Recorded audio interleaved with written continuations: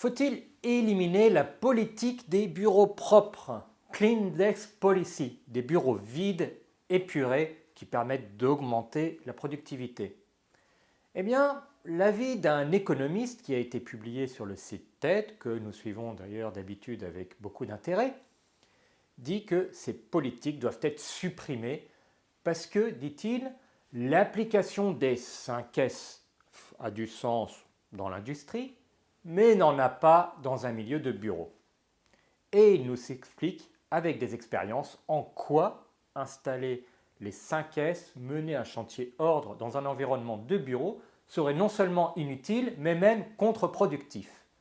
Alors évidemment, nous ne sommes pas tout à fait d'accord et nous allons regarder un petit peu plus les expériences qui permettent d'arriver à cette conclusion et en quoi justement elles ne sont pas tellement en accord avec notre approche d'un chantier ordre.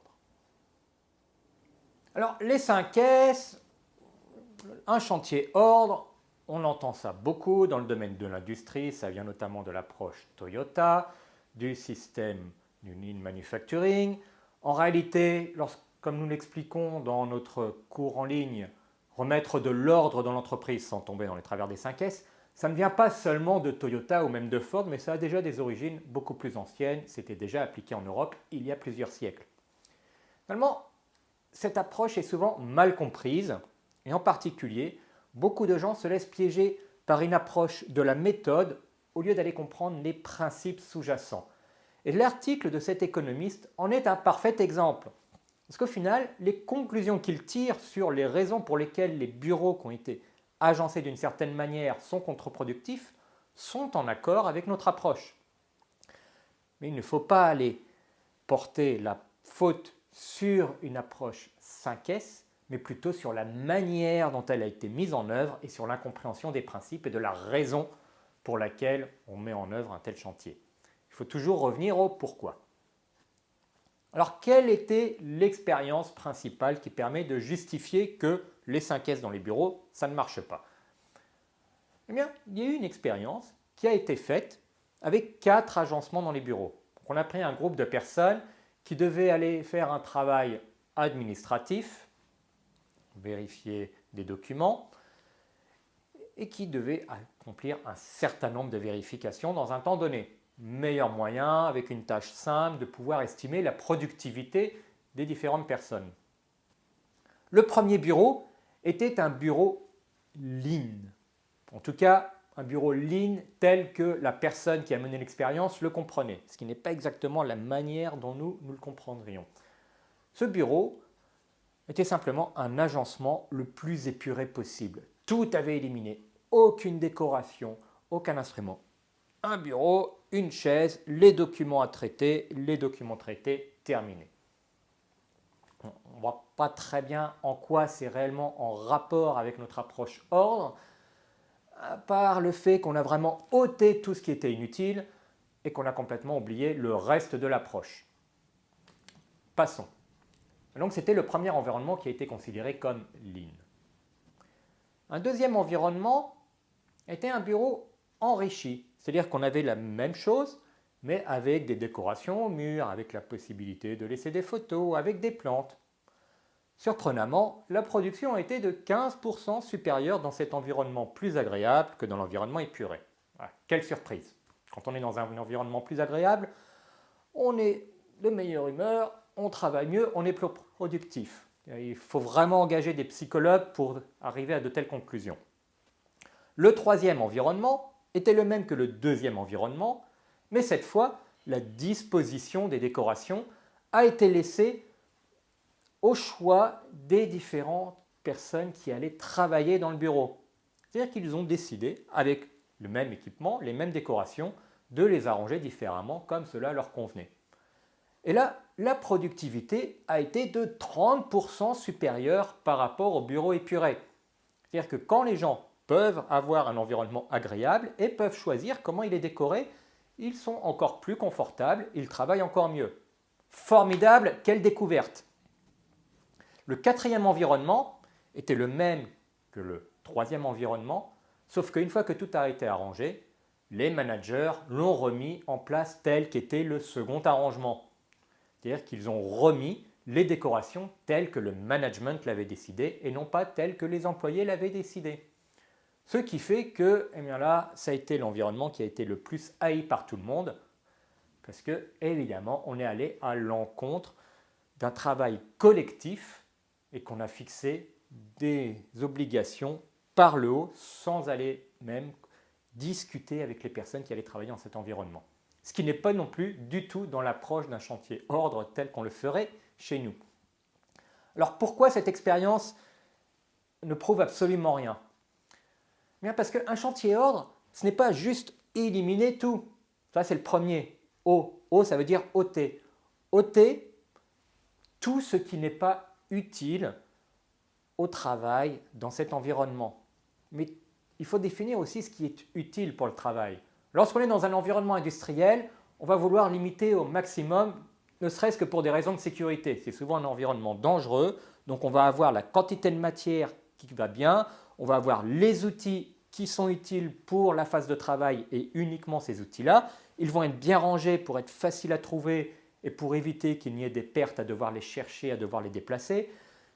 On va dépoussiérer ou plus exactement s'arranger pour que tout soit propre sans avoir besoin de tout le temps nettoyer, pour que tout soit visible et surtout, et c'est l'objectif du R qui arrive après, pour rendre évident toute anomalie, pour permettre aux ouvriers, aux opérateurs, aux superviseurs de repérer des anomalies, des problèmes potentiels avant qu'ils ne deviennent vraiment gênants et qu'ils ne deviennent vraiment impactants. C'est là l'objectif d'un chantier ordre. Ce n'est pas tellement d'avoir un environnement qui soit beau et rangé, même si c'est un effet secondaire tout à fait agréable. L'objectif est de rendre évident les anomalies. Et dans un cadre de bureau, c'est la même chose. Le but n'est pas d'avoir un environnement aussi épuré que possible. L'objectif est de rendre évident les anomalies. Alors, est-ce que avoir une plante, avoir des tableaux au mur, va nous gêner dans cet objectif? Non, rien ne nous empêche de mener un chantier ordre dans des bureaux et d'avoir un environnement agréable, d'avoir des décorations. Rien ne nous oblige à éliminer la photo des enfants d'une personne qui a installé un bureau.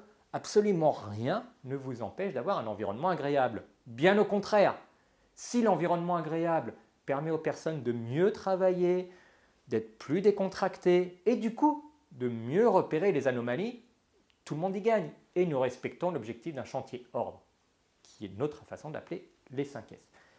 Alors, encore une fois, nous avons là un exemple typique de quelqu'un qui va critiquer une approche en n'ayant pas compris quels sont les principes. Et nous allons avoir une expérience qui va être menée en appliquant bêtement la méthode sans comprendre les principes, le pourquoi nous le faisons.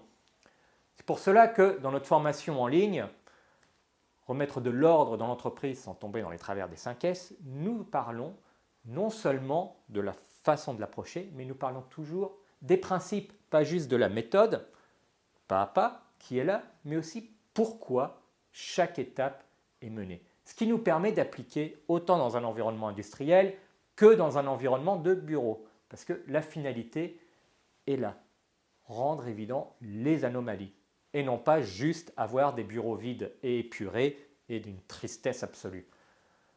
Donc, voilà, encore une expérience qui est faite en ne comprenant pas les principes de ce qu'est un chantier ordre.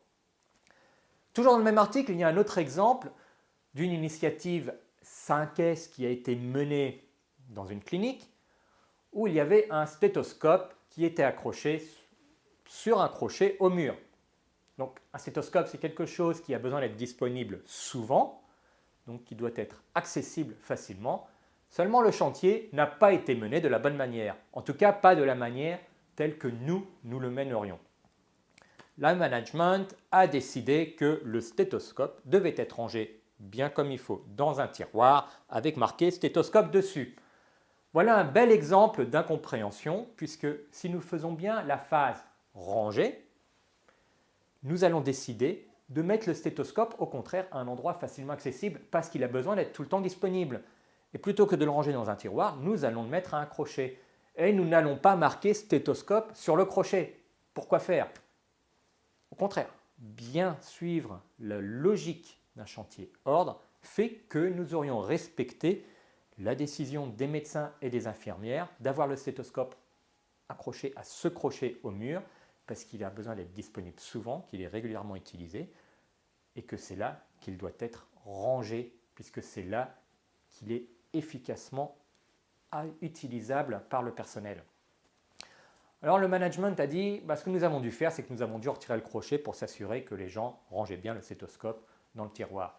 C'est une mauvaise compréhension de l'approche, c'est ne pas avoir compris les principes et s'être bloqué sur une méthode qui dit que ranger, donc puisque ça doit être rangé, ça doit être dans un tiroir. Non, pensons au principe, pas à la méthode uniquement. Donc, dans cet article, nous avons un deuxième exemple qui montre que ce n'est pas le problème qui vient des 5S, mais bien d'une incompréhension des principes de l'approche. Le but de ranger n'est pas d'avoir des choses qui sont disposées dans des tiroirs difficilement accessibles, mais c'est de s'assurer que les objets dont on a le plus souvent besoin sont facilement accessibles. Ceux dont on a un peu moins souvent besoin vont être relativement accessibles, mais peut-être rangés dans des tiroirs. Ceux dont on n'a pratiquement jamais besoin vont peut-être être dans une autre pièce.